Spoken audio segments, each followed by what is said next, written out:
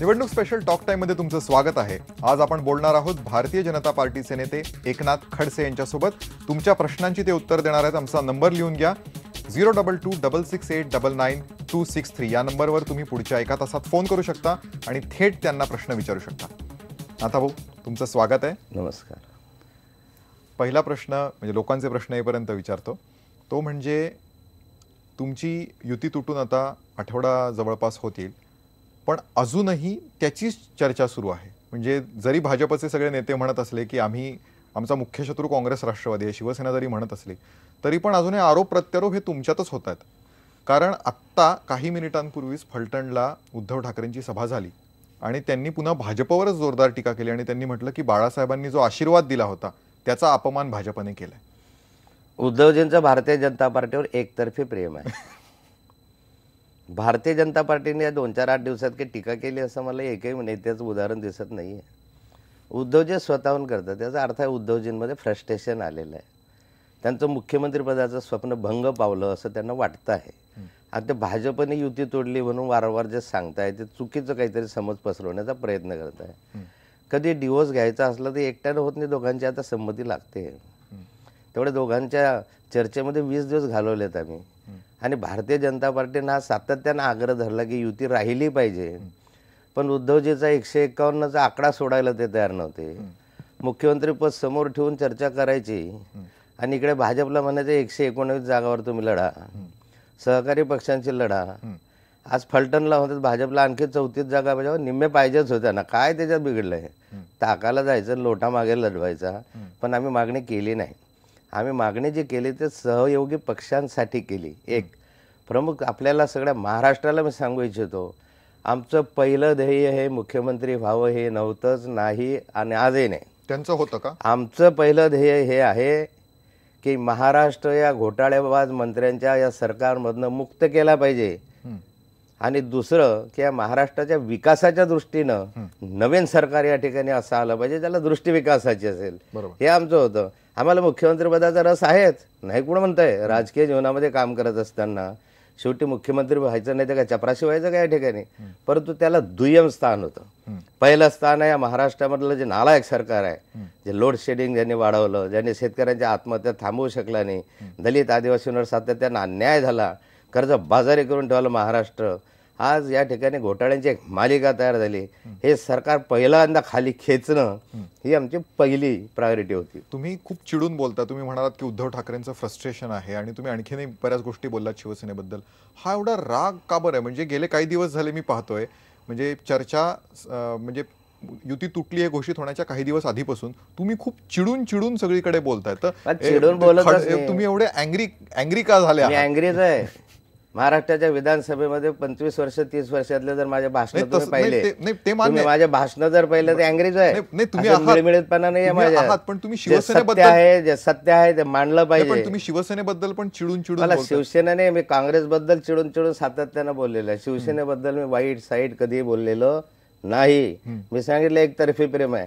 Bharatiya Janata party किंवा एकनाथ खडसेने शिवसेनेवर या क्षणापर्यंत तरी टीका केलेली नाही। आत्ताच केली तुम्ही? मी कोणती टीका केली? तुम्ही सांगितलं ते मुख्यमंत्री पद धरून चर्चा करत होते, ही टीकाच आहे ही टीका कशी असेल? मुख्यमंत्री पदाला त्यांना प्राधान्य होतं, माझं प्राधान्य त्याला नव्हतं। ही काही टीका असू शकते का? फ्रस्ट्रेशन असं नसतं की 44 जागा मागितल्या, आमच्या पाठीत खंजीर खुपसला, आमच्या पाठीत, ही अशी टीका नाही आहे। एका बाजूला म्हणतो की भाजपवर आम्ही टीका, तुमचा शत्रू कोण आहे पहिल्यांदा कळू द्या की। भाजप शत्रू आहे का काँग्रेस राष्ट्रवादी शत्रू आहे? तुम्हाला भाजपवर टीका करायची का काँग्रेस राष्ट्रवादीला घालवायचं? पहिले सिद्ध होऊ द्या हो। एक वेळ या 12 दिवसात 10 दिवसात सिद्ध झालं की आम्ही त्याच याच्यावर करू न शकू ना, परंतु 25 वर्ष आम्ही एकत्र राहिलेलो आहे आणि मी तर त्याच्याही पेक्षा अधिक वर्ष शिवसेना भाजपची युती जवळून पाहिलेली आहे। अनेक चढउतार आम्ही अनुभवले आहे, सरकारमध्ये मी राहिलेलो आहे ह्यांच्याबरोबर, आणि त्यामुळे कटुता येऊ नये हे पहिला शब्द माझा होता 4 दिवसापूर्वी। युती तुटली तर पहिला शब्द माझा होता, इतके वर्ष आपण काम केलं आहे याच्यामध्ये कटुता येऊ नये, आणि माझा स्वभाव आहे हा। मी मधल्या कालखंडामध्ये वर्षभर रजेवर होतो आजारपणामुळे, त्याच्या आधी तर महाराष्ट्राच्या विधानसभेतलं माझं कोणतंही भाषण पहा। बरोबर आहे। आपण आता लोकांचे प्रश्न घेऊया। अलिबागहून पहिला प्रश्न आलाय, सुधाकर गोगावले विचारतायत, तुमचा प्रश्न विचारा।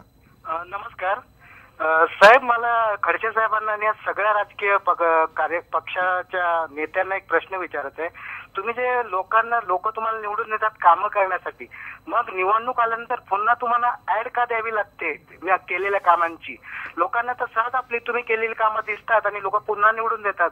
बरं खडसे साहेब, तुमची जी बॉडी लँग्वेज आहे, ज्या वेळेला तुम्ही बोललात शिवसेनेच्या 69 जागा अशा होत्या की त्या कधीच निवडून आल्या नाहीत पश्चिम महाराष्ट्रात. बरं त्यावेळेला तुम्ही सुद्धा सरकारमध्ये होतात, त्या जागा कधीच निवडून नाही आल्या, त्यांच्या काही ठिकाणी त्यांचे डिपॉझिट जप्त झाले. मग तुम्हाला आता केंद्रात तुमची सत्ता आल्यानंतरच तुम्हाला हे आठवलं का हो? याच्या अगोदर 25 वर्ष 20 वर्ष झाला, तेव्हा तुम्हाला हे का नाही आठवलं? आणि तुम्ही आता तुमचा प्रश्न समजला सुधाकर. चांगला प्रश्न सुधाकरराव तुम्ही विचारला. एक तर पहिली गोष्ट अशी आहे या संदर्भामध्ये की 69 जागा ज्या कधी निवडूनच आलेल्या नाहीत आणि ज्या भाजपच्या 19 जागा अशा आहेत की ज्यांना कधी निवडून आले नाही, अनेक ठिकाणी डिपॉझिट गेलं, ह्या तुम्ही आत्ताच का मागायला लागले? 69 जागा आणि 19 जागांचा इतिहास जर पाहिला तर लोकसभेच्या वेळेस आत्ताच्या 3 महिन्यापूर्वी लोकसभा झाल्या, या लोकसभेमध्ये पहिल्यांदा आम्हाला या मतदारसंघामध्ये 4-6 मतदारसंघ जर सोडले तर आम्हाला ठिकाणी मतांमध्ये आधिक्य दिसलं. पहिल्यांदा आम्हाला लीड दिसला. पहिल्यांदा 25 वर्षामध्ये नरेंद्र मोदींच्या नेतृत्वाखाली ज्यावेळेस आम्ही लोकसभा लढवलं तर पहिल्यांदा लढलं. परिस्थिती बदलत चालली. केंद्रामुळे भाजपचं सरकार आलं तर शिवसेना भाजपचे सरकार आलो म्हणून आम्ही. आणि ज्या ठिकाणी जर तुम्हाला पहिल्यांदा याच्यामध्ये लीड दिसला, आतापर्यंत आम्हाला लीड दिसला नाही. मला माहीत आहे की 25 वर्ष लढवत आलो, मालेगावच्या जागा माझं डिपॉझिटच गेलं, मला 5,000च्या वर कधीच मिळाली नाही. त्यामुळे अदला बदली करा. परिस्थिती बदलली आहे, काही नवीन माणसं घेऊया. आपल्याला त्या ठिकाणी 5,000चा 50,000चा लीड मिळालेला आहे. अशा कालखंडामध्ये अदलाबदल करणं आणि त्याच्यामधलं एक 10-20 जागा जर निवडून आल्या तर आपल्याला मदत होईल. 69 जागा न लढण्यासारख्या असणं म्हणजे आयत्यात काँग्रेस राष्ट्रवादीच्या हातामध्ये द्यायचा, ही आजपर्यंतची परिस्थिती राहिली आहे. मग अदलाबदली करायला काय? कुणालाही एकमेकांना द्या एवढंच म्हणणं होतं. दुसरं माणसं घ्यायला लढवणं, याच्यामध्ये वाईट काय, निगेटिव्ह काय आहे? एक दुसरा प्रश्न तुम्ही विचारला होता. आपण पुढचा प्रश्न घेऊयात. लातूरहून प्रश्न आहे बालाजी उत्तरे यांचा. तुमचा प्रश्न विचारा बालाजी. Hello sir.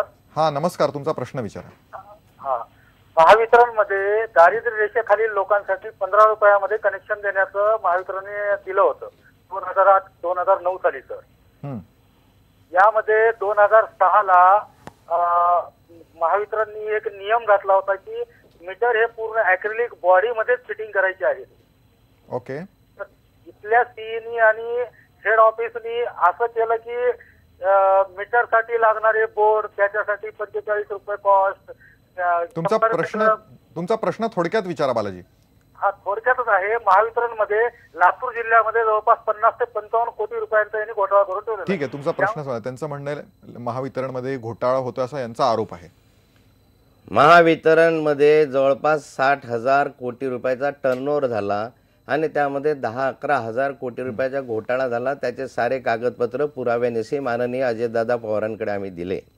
या महावितरणमध्ये या घोटाळ्यांमुळेच आज आपल्याला वीज मिळत नाही आहे, विजेची टंचाई आहे. आणि मला आपल्याला वाटतं की 15 रुपयामध्ये मीटर देणं म्हणजे राजीव गांधी ग्रामीण योजनेमधला तो विषय आहे. आता यांनी त्या ठिकाणी तातडीनं ते आम्ही 6 महिन्याच्या सगळे झोपडपट्ट्यांना देऊ असं सांगितलं, परंतु आता 5 वर्ष होऊन गेले. केंद्र सरकारने आणि राज्य सरकारच्या मदतीनं चालवायची ही योजना आहे ती पूर्ण होऊ शकली नाही. निवडणूक आली की त्याला आठवण येते, नंतर ही विसरून जातात. आणि मला आपल्याला विचारायचं आहे की इतकं जे नेहमी निवडणुकीमध्ये आश्वासन देतं, विसरून जातं, लबाड बोलतं, अशा लोकांवर अजूनही आपला विश्वास कसा आहे? आता ह्या गोष्टीला 5 वर्ष झाले. मी पण वारंवार मागणी केली ही केंद्र सरकारकडे, राज्य सरकारकडे, की लवकर करा. गोरगरीब माणसांना का छळतात तुम्ही? परंतु 10% सुद्धा 15 रुपयामधल्या योजनेमध्ये अजून त्यांना कनेक्शन मिळालेलं नाही. आपण पुढचा प्रश्न घेऊयात. जत होणे पुढचा प्रश्न रमजान शेख विचारतायत. तुमचा प्रश्न विचारा रमजान साहेब. आम्हाला जत तालुक्याला 50 वर्ष झाला दुष्काळ आहे. तुमचं सरकार जर आलं तर जत मध्ये पाणी येणार का? मी पाटबंधारे मंत्री असताना पहिल्यांदा जत, आटपाडी वगैरे या भागामधला दौरा केला आणि त्या ठिकाणी आम्ही पाणी आणण्याचा त्या ठिकाणी प्रयत्न केला. हे सरकार आल्यानंतर तिथल्या योजना बंद पडल्या. उलट त्या ठिकाणी उरमडीचं पाणी सांगलीला वळवा, सांगलीचं पाणी आटपाटीला वळवा, या भानगडीमध्ये ज्या खऱ्या दुष्काळी भागाला पाणी द्यायचं होतं तिथं पाणी गेलेलं नाही. आमचं सरकार आल्यावर मी तुम्हाला सांगतो 100% ज्या ठिकाणी पाणी जाण्यासारखं आहे त्या ठिकाणी आम्ही पाणी निश्चित देऊ. ठीक आहे, आपण सांगलीहून पुढचा प्रश्न घेऊयात. त्याच भागातून आलाय शत्रुघ्न पाटील विचारतात. तुमचा प्रश्न विचारा शत्रुघ्न. शत्रुघ्न, तुम्हाला आवाज येतोय माझा? हा, येतोय हा, तुमचा प्रश्न सलग विचारा लवकर. खडसे साहेब नमस्कार. नमस्कार. मी आमचा प्रश्न असा आहे की सांगली सातारा त्या भागात कोळी समाजाचे बरेच प्रश्न आहेत. दाखल्या संदर्भात बरेच मोर्चे झाले, आंदोलन झाले, तरी अजूनपर्यंत काय नाही. मी परवा तुमची मोबाईलवर क्लिप बघितली, विधानसभेत भाषण केलेलं, त्याच्याबद्दल तुम्ही चांगलं बोलालाय. तुमचं सरकार आल्यानंतर तुम्ही आमच्या दाखल्याविषयी चांगल्या संदर्भात तुमच्याकडे अपेक्षा होईल. लोकसभेला हे आम्ही तिथे संजय काका यांचं काम केलेलं होतं. आता ही बरेच उमेदवार येत आहेत. ठीक आहे, तुमचा मुद्दा समजला शत्रुघ्न. त्यांचं म्हणणं आहे. शत्रुघ्न पाटील, मी आपल्याला सांगू इच्छितो की महाराष्ट्राच्या विधानसभेमध्ये काही वर्ष झाली की ते मी कोळी समाजाला हे आदिवासी समाजामध्ये समाविष्ट करावं म्हणून मी एकटाच मांडत आलो आणि या संदर्भामध्ये राज्य सरकारकडून अनेक वेळा कोळी समाजाचे जे सर्टिफिकेट आहे ज्याची व्हॅलिडिटी झाली नाही परंतु जे नोकरीत होते अशा अनेकांना ज्यावेळेस काढलं तर माननीय मुख्यमंत्र्याकडे बैठका घेऊन काही मुलांना जे 96च्या आधीचे होते, नंतर 2002च्या आधीचे होते, यांना नोकरीमध्ये परत घ्यायला मी भाग पाडलं. परंतु हा भाग जो आहे कोळी समाजाचा हा राज्य सरकार आणि केंद्र सरकार मिळून करायचा आहे. राज्य सरकारने मंत्रिमंडळाकडे याचा प्रस्ताव ठेवून एखादा आयोग नेमून त्या संदर्भातली भूमिका स्पष्ट करून त्याचा पॉझिटिव्ह अशा स्वरूपाचा प्रस्ताव हा केंद्राकडे पाठवला पाहिजे. आपलं केंद्रामध्ये सरकार होतं त्यावेळेस आम्ही मागणी केली परंतु राज्यात त्यावेळेस सरकार नव्हतं. मी आपल्याला आश्वस्त करतो या ठिकाणी की आदिवासी आरक्षणाला धक्का न लागता कोळी समाजाला टोकरी कोळी समाजात किंवा आदिवासी समाजामध्ये समाविष्ट करण्याचं आम्ही वचननाम्यामध्ये देणार आहोत. आम्ही आमचा जो जाहीरनामा काढणार आहोत त्यावेळेस टोकरे कोळी असेल, कोळी असेल किंवा डांगर कोळी असेल किंवा सूर्यवंशी कोळी असेल, अन्य जे कोणी कोळी असतील त्याच्यामधले या सर्वांना एसटीमध्ये एसटी आरक्षणाला धक्का न लागता, आदिवासींच्या आरक्षणाला धक्का न लागता आम्ही त्यांना आरक्षण देणार. एक राजपूत समाजाला आम्ही देणार. जे जे समाज आहेत, लिंगायत समाज, राजपूत समाज यांचे जे प्रश्न आहेत ते महाराष्ट्राच्या विधानसभेत मी स्वतः मांडलेले आहे आणि ते त्यांना न्याय मिळाला नाही. दोघं सरकारच्या मधून हा प्रयत्न नक्कीच आम्ही करणार. पण खडसे साहेब, तुम्ही आता यांना आश्वासन दिलं, तसंच काही दिवसांपूर्वी धनगर समाजाला सुद्धा तुम्ही आश्वासन दिलं होतं की आदिवासींना धक्का न लागू देता आम्ही धनगरांना देऊ. तर एक तर मुळात जागा मर्यादित आहेत, आपण जागा वाढवू नाही शकत. या एसटी समाजाला धक्का न लागू देता आपण इतर सगळे हे लोक इतके घटक आपण त्याच्यामध्ये कसे आणणार आहात? निवडणुकीच्या आधी सगळ्यांना आश्वासन देताय, धनगरांना नाही दिलं, पण हे तुम्ही अंमलबजावणी कशी करणार आहे? हे आश्वासन दिलं असं नाही. आधी कोळी समाजाला ज्यावेळेस नागपूरला मोर्चा काढला होता यांनी आपल्या आदिवासी समाजामध्ये समाविष्ट करावं म्हणून त्यावेळेस 101 त्या ठिकाणी ज्यावेळेस शहीद झाले त्यावेळेस भारतीय जनता पार्टीचं सरकार होतं. कोळी समाजाला अन्य आदिवासी समाजाचा यांना दुसऱ्या कोणत्याही आरक्षणाला धक्का न लागता आम्ही 2% आरक्षण कोळी समाजाला एक विशेष मागासवर्गीय प्रवर्ग त्याच्या दिलेला आहे आणि त्यांना सर्व आदिवासी समाजाच्या सवलती आज आम्ही देतो आहे. भिल्ल समाजाला ज्या सवलती आहे त्या विशेष प्रवर्गामधल्यालाच मिळत आहेत परंतु त्या राज्य सरकारच्या माध्यमातून दिलेल्या सवलती आहे त्याला केंद्राचा लाभ होत नाही आणि त्या कारणासाठी केंद्राचाही लाभ झाला पाहिजे म्हणून आम्ही प्रयत्न करणार आहे. त्यासाठी आवश्यकता असेल घटना दुरुस्ती करायची वेळ आली तरी त्या ठिकाणून आम्ही ते करणार आहे आणि माननीय नरेंद्रभाई मोदी या महाराष्ट्रामध्ये येणार आहेत आणि या आरक्षणाच्या संदर्भामध्ये भारतीय जनता पार्टीची भूमिका ते स्पष्ट करणार आहे. तुम्ही नरेंद्र मोदींचं नाव घेतलंय त्याबद्दलच प्रश्न विचारायचा आहे पण एक ब्रेक घेऊयात. मला ब्रेक नंतर एकनाथ खडसेंना विचारायचं आहे की नरेंद्र मोदींच्या नावाने ते मतं मागतात पण नरेंद्र मोदी काही इथे मुख्यमंत्री म्हणून येणार नाहीयेत. त्यांचा उमेदवार कोण असणार आहे, राज्य कोण चालवणार आहे, आपण त्यांना विचारत ब्रेक नंतर तुम्हीही प्रश्न विचारू शकता. आमचा नंबर लिहून घ्या 022-668-99263. भेटूयात ब्रेक नंतर.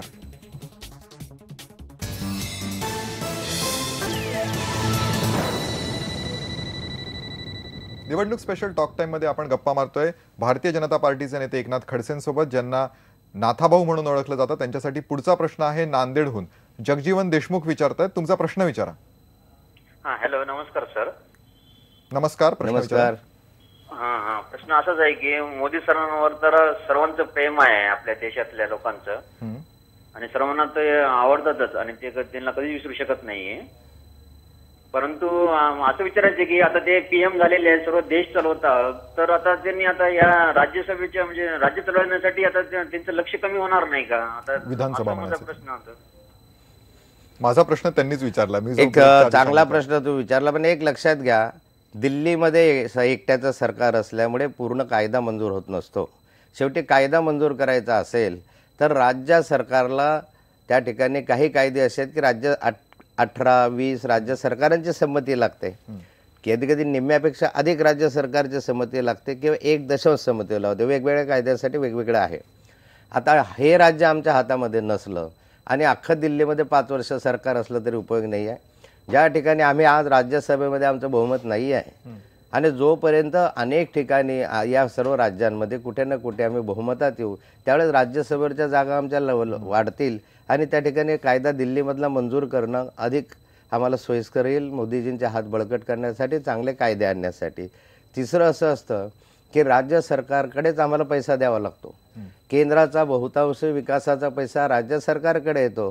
राज्य सरकार आणि केंद्र सरकार एक सूत्री धोरणानं असलं तर विकासाचा पैसा योग्य ठिकाणी योग्य रीतीनं खर्च करता येतो. नाहीतर राज्याचा पैसा येतो बिहारला आणि तो चारा घोटाळ्यामध्ये जातो. अशा अनेक उदाहरणं आपल्याकडे आहेत. पण मला याला जोडून असा प्रश्न विचारायचा होता की तुम्ही मोदींच्या नावाने हे पूर्ण कॅम्पेन चालवत आहे, मोदी के साथ असं म्हणताय तुम्ही कोणत्याही राज्यातल्या लीडरला मुख्यमंत्री पदासाठी अजून प्रोजेक्ट केलेलं नाही, कारण की तुमच्यात भरपूर वाद आहेत अंतर्गत. प्रश्न हा आहे की मोदी काही येऊन हे राज्य चालवणार नाहीयेत, पण तुम्ही मत मात्र मोदींच्या नावाने मागताय. ही विसंगती नाहीये. यस मोदीजी एक विकास पुरुष आहे. मोदीजींनी या देशामध्ये क्रांती केली. क्रांती मीन्स असेल जनतेने क्रांती केली, परंतु विकासाची दृष्टी त्यांनी आम्हाला दिली. या देशामध्ये मोदींच्या नावानं किंवा मोदी नावाचं एक सद्ग्रस्त एकट्याच्या प्रयत्नाने बहुमत आणू शकेल हे अगदी आमच्या कुणालाही पटत नव्हतं, माझ्यासहित पटत नव्हतं, पण ते झालं. आता यामध्ये मोदीजी हे असे आहेत की त्यांना विकासाच्याच वाटचालीनं ते चाललं. त्यांना राजकारणात बोलत नाही ते तुम्ही पाहिलं. परवा दिवशी माझी त्यांची भेट झाली आणि मी त्यांना म्हटलं की असं चाललेलं आहे, सेनेचं असं आहे, भाजपचं असं आहे. तो त्यांनी मला एक स्पष्ट सांगितलं आहे, आपकी राजनीति आपके पास है, मैं सभा में आऊँगा, मैं विकास पे बोलूँगा, सबको साथ लेके चलो बोलूँगा, महाराष्ट्र को आगे लेके आके बोलूँगा. 12 साल 15 साल पहिले गुजरात, छत्तीसगड, मध्य प्रदेश हा विकासाच्या दृष्टीने इतका मागे होता, पण आम्ही एकत्र आलो, एक हाती सत्ता आली, आम्ही आणला वर म्हणे. तसं मी आवाहन करणार आहे. पण इथे नेता कोण आहे तुमचा? मला सांगतो, तसं मी आवाहन करणार आहे की महाराष्ट्र, गुजरात आणि या मध्य प्रदेशापेक्षाही पुढे विकासाला गेला पाहिजे म्हणून महाराष्ट्र पाहिजे. नेता निवडीची प्रक्रिया हे भारतीय जनता पार्टीमध्ये निवडणूक झाल्यानंतरच होते. आमचं पार्लमेंटरी बोर्ड आहे. पण इतर अनेक राज्यांमध्ये आधी घोषित केले होते की गुजरातमध्ये केला होता, मध्य प्रदेशमध्ये केला होता, नाही केला, राजस्थानमध्ये वसुंधरा राजे होते. आता केले. ते का केले? 3 वेळा सत्ता आल्यानंतर केले. 3 वेळा आमच्या हातात सत्ता गुजरात, मध्य प्रदेश, कर्नाटकात त्याच्यानंतर केली. कर्नाटकात येडियुरप्पांनी आधी घोषित केलं होतं. नाही, कर्नाटकामध्ये येडियुरप्पाला आम्ही पहिल्यांदा केलं नव्हतं, दुसऱ्यांदा केलं. लक्षात घ्या तुम्ही. एक वेळ सत्ता आल्यानंतर जरूर करू ना, त्यात काय. मुख्यमंत्रीपदासाठी कोणताही वाद नाही. आमची पहिली प्रायोरिटी आहे या राज्यामधले घोटाळेबाज सरकार हाकला. पहिली प्रायोरिटी आहे की महाराष्ट्राला विकासाच्या दृष्टीने देणार. मुख्यमंत्री पदामध्ये रस आम्हाला अजिबात नाही. पण तुम्ही स्वतः म्हटलं होतं की तुम्ही मुख्यमंत्री पदासाठी उत्सुक आहात, त्यात काही गैर नाही असं तुम्ही अजूनही म्हणतो.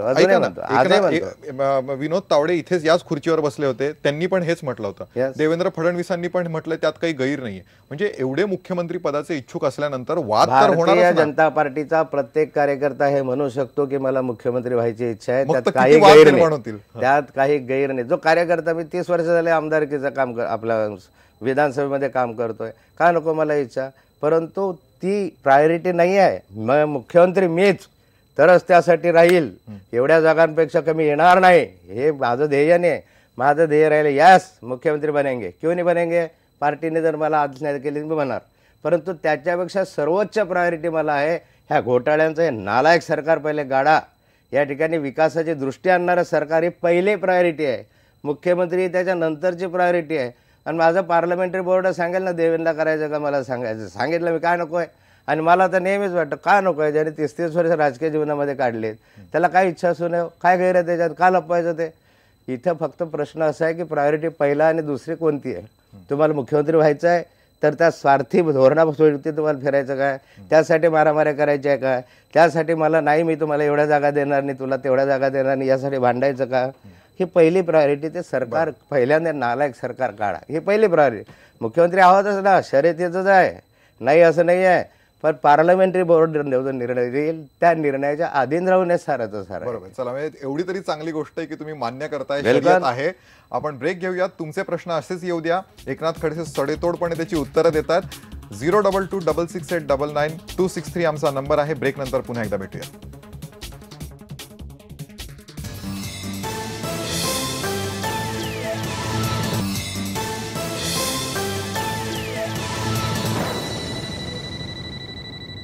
भाजप नेते एकनाथ खडसेंसोबत आपण गप्पा मारतोय. तुम्ही प्रश्न विचारताय आणि औरंगाबादहून पुढचा प्रश्न आलाय रोहित कुलकर्णींकडून. रोहित, तुमचा प्रश्न विचारा.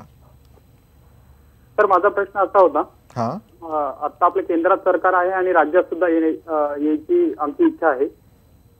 तर मराठवाड्याचा मागासलेपण आणि पाणी प्रश्न सोडवण्यासाठी आपल्याकडे कुठली धोरणं आहेत आणि सोलापूर, औरंगाबाद, जळगाव हा रेल्वे मार्ग होण्यासाठी आपण काय प्रयत्न करणार आहात?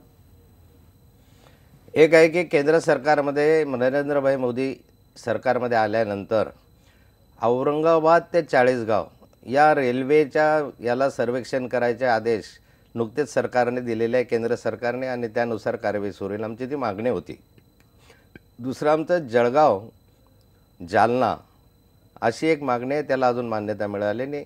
जळगाव जालना याचं होतं की आम्हाला व्हाया अजिंठा लेणी अशा स्वरूपाचं एक काढावं किंवा भुसावळ जालना, परंतु त्यामध्ये अजिंठा लेणीच्या आसपास कोणतीही रेल्वे जाऊ देणार म्हणजे जाऊ नये असं पोल्युशन कंट्रोल बोर्डाचं त्यांनी पत्र देऊन टाकल्यामुळे आता तो विषय त्या ठिकाणी संपलेला आहे. पण आमचा हा प्रयत्न राहणार आहे. पाण्याच्या संदर्भामध्ये मराठवाड्यामध्ये गोदावरी सिंचन विकास महामंडळाची स्थापना मी स्वतः केली आणि त्या माध्यमातूनच तुमच्या अगदी सर्व प्रकारच्या मंजुऱ्या त्या कालखंडामध्ये दिल्या. मांजरा खोऱ्यामध्ये जे तुटीचं खोरं होतं तिथलेही काही प्रकरण आपण केले. तुळजापूरमध्ये जवळपास 26 लघुसिंचन पाटबंधारे प्रकल्प माझ्याच कालखंडात आम्ही मंजुरी देऊन कामाला लावले. बीड जिल्ह्यामधले काही प्रकरणं लावले. आष्टी तालुक्यामध्ये भोशा खिंडीतनं पाणी आणावं हा प्रकल्प मी केला.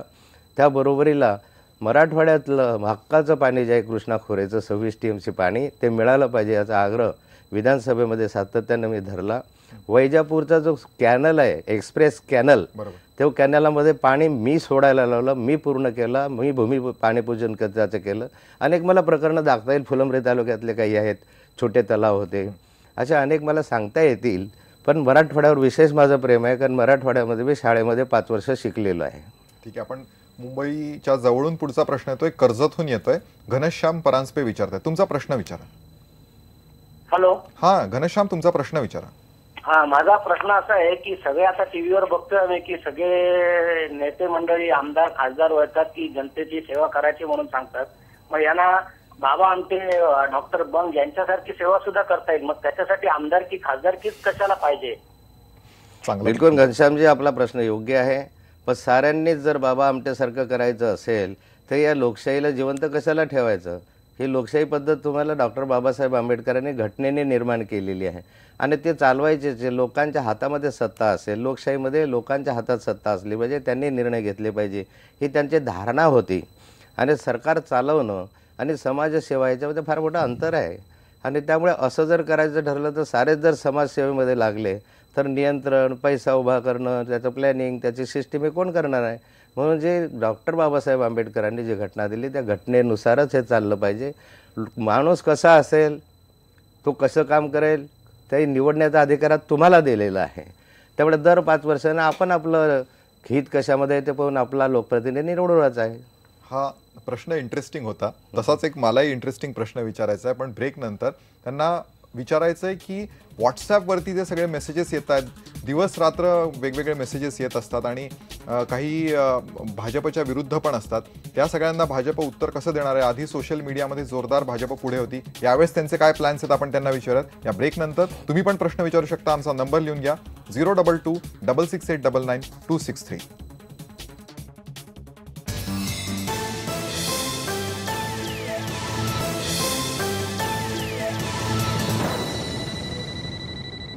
निवडणुकांबद्दल आपण बोलतोय भाजप नेते एकनाथ खडसेंसोबत. ब्रेकपूर्वी मी तुम्हाला जे म्हटलं होतं की खूप छुपे प्रचाराचे नवीन मार्ग येत आहेत आणि त्यातलं एक यावेळेला जाणवतंय ते म्हणजे कुठलंही नाव नसलेले भरपूर प्रचारासारखे वाटणारे मेसेजेस हे व्हॉट्सॲपवरती यायला लागलेत. आणि त्यातल्या बऱ्याचशा मेसेजेस म्हणजे जे फ्लडिंग झालंय त्याच्यामध्ये असं दिसतंय की शिवसेना विरुद्ध भाजप हे व्हॉट्सअपवरती एक प्रकारचं युद्ध रंगलंय, ज्यात मराठी विरुद्ध गुजराती असं युद्ध रंगवलं जातंय. या पोलरायझेशनमध्ये मुंबईतली विशेषतः तुमची मराठी मतं जातील असं तुम्हाला वाटत नाही का? हे बघा, मराठी मतं हे विचार करणारे मतं आहेत. अगदीच मराठी म्हटलं म्हणून मराठी मतं वळतात का हो? त्यासाठी काहीतरी केलं पाहिजे की नाही?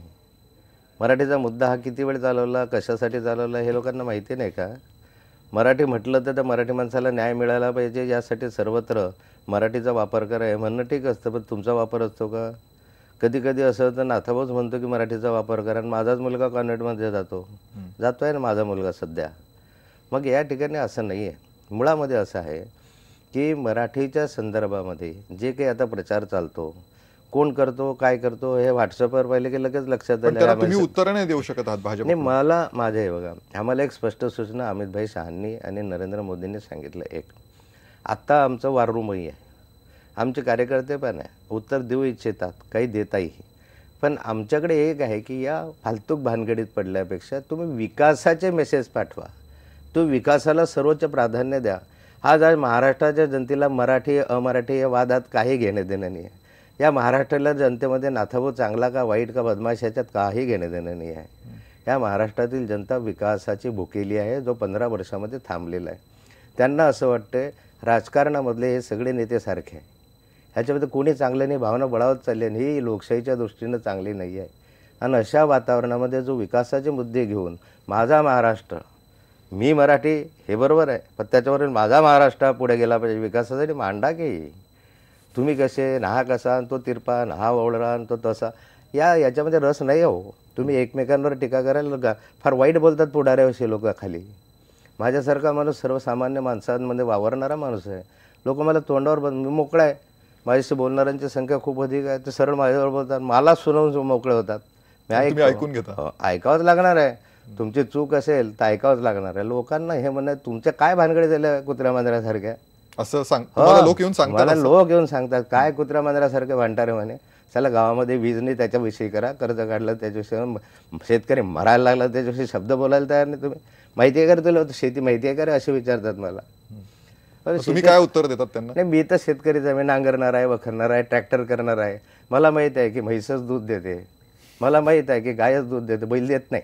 पण अनेकांना मुंबईमध्ये माहिती नाही आहे. तुम्ही शिवसेनेच्या नेत्यांबद्दल बोलता? नाही नाही, अनेकांना म्हणजे आता मोठे वरिष्ठ पातळीवरचे अधिकारी असू शकतात, ते असू शकतात, कोणाबद्दल बोलत नाही. ठीक आहे, आपण हरकत नाही. याच नोटवर एक ब्रेक घेऊयात. आपला एक भाग अजून बाकी आणि आणखीन भरपूर प्रश्न येत आहेत. तुम्ही पण प्रश्न विचारू शकतात फोन करून. भेटूयात एका ब्रेक नंतर.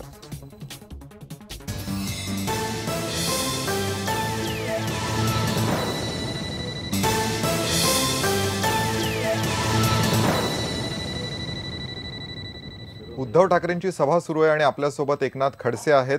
जोरदार आरोप तिथे पण उद्धव ठाकरे तुमच्यावर करतायत. पण आपण तुमच्या जिल्ह्यातून आलेला प्रश्न आधी घेऊया. दत्तू पाटील जळगावहून प्रश्न विचारतायत. दत्तू, तुमचा प्रश्न विचारा.